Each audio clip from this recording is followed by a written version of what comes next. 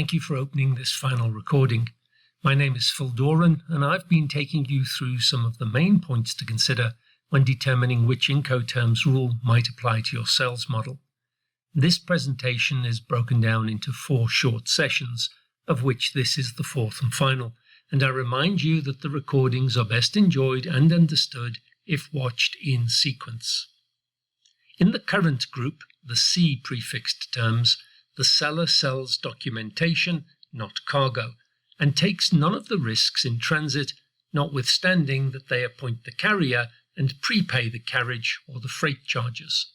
This group is based on some very old commercial models, but to preserve the concept they establish, the modern multimodal equivalents of these C prefix terms allow for contracts where the seller's risk moves backwards, up the supply chain to a point before the restricted export area, perhaps as far up the supply chain as the seller's premises or works.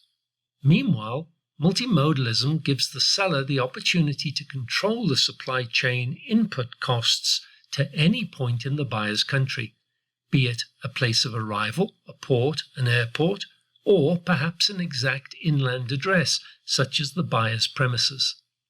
The seller controls the cost of the supply chain, but the buyer takes the risk of the supply chain. The seller sells documents evidencing dispatch, while the buyer buys only the hope that that cargo arrives, or in some cases even exists. In modern trade, when asked if delivery is on board a ship, the answer would in all probability be no. Delivery, the passage of risk from the seller to the buyer, will happen somewhere in the country of supply which precedes the restricted area of export, be it modern sea freight, air freight, road or rail freight. To be consistent with the older maritime terms, there is a further question as to whether the seller must procure insurance for the buyer's risk, which, as always, may only be answered yes or no, and if the answer is no, the model starts to look like a CPT contract. This is carriage paid to, and thereafter we name the place or point in the buyer's country to where the seller has the obligation to prepay the carriage and transport charges to. So, here we have a big note. This named place is the place where the costs are prepaid to. It is not the place of delivery. Contractual delivery took place somewhere in the seller's country when the seller handed over the goods, cleared for export, to a carrier of the seller's choice, freight prepaid. Delivery is the end of the seller's risk, and for these C prefixed terms, this passage of risk happens outside of the buyer's control or observation, somewhere in the seller's country, somewhere of the seller's choosing. If the seller is also tasked with arranging marine insurance cover for the buyer up to the named place in the country of destination, the model is referred to as CIP.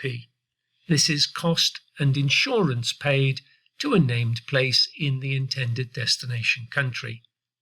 Just remember that in these C prefixed transactions, the seller is not taking the transit risk. But this group of terms presents only one option. What if the seller is willing to or needed to take the transit risks?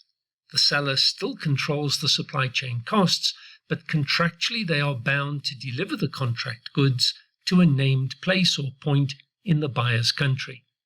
Here, the seller is no longer selling documents, but rather the physical arrival of the underlying cargo.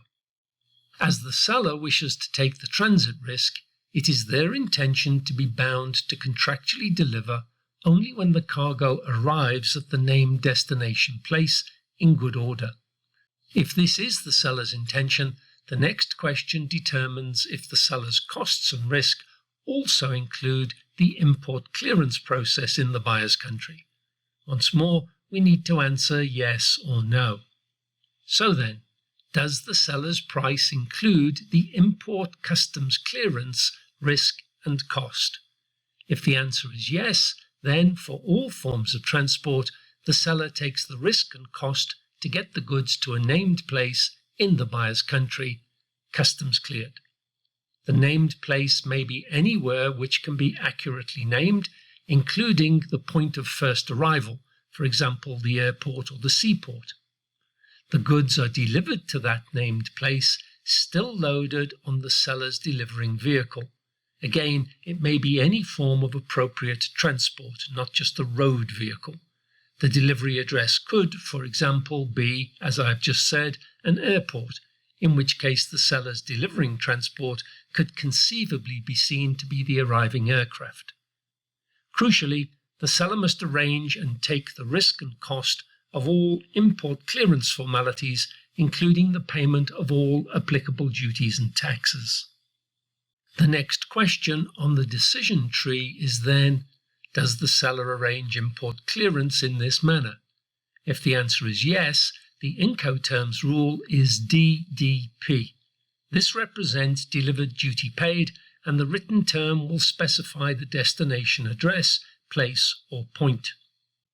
Note here that, as with EXW at the opposite end to DDP, this rule is not recommended for international trade.